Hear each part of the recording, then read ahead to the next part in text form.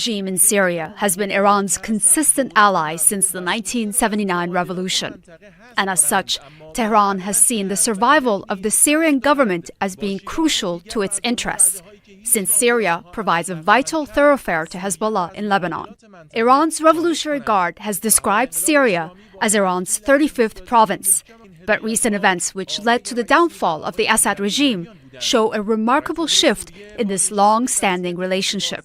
Syria was once Iran's closest Arab ally, but now it appears everything Tehran had built and fought to preserve for 40 years to make it its main foothold in the Arab world has been lost.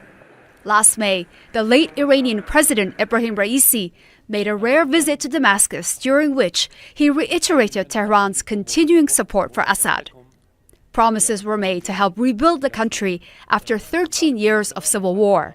But now, the axis of resistance that Iran has formed with its allies in Lebanon, the Palestinian territories, Syria, Iraq, and Yemen has been weakened, making Israel the dominant force in the region.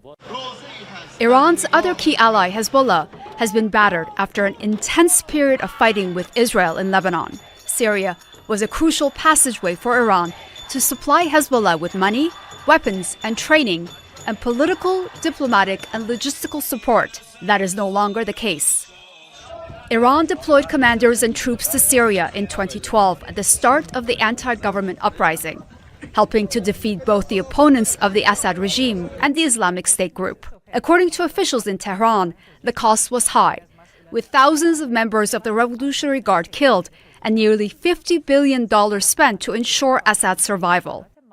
Iran's Foreign Minister Abbas Araghchi, who has traveled to Damascus, Baghdad, and Doha for consultations on Syria, and although he at first struck a defiant tone, he later said that Bashar Al Assad's fate would be left to God's will. He was one of the last officials to see Assad during his final days in power.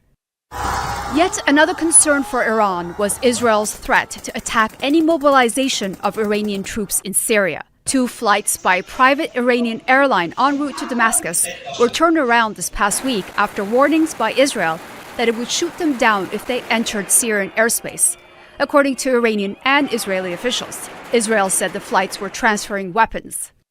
Hezbollah and the Assad regime have been described as Tehran's right and left wings, and with both now having been clipped, it's not clear how Tehran will deal with the new reality of its weakened position in the region.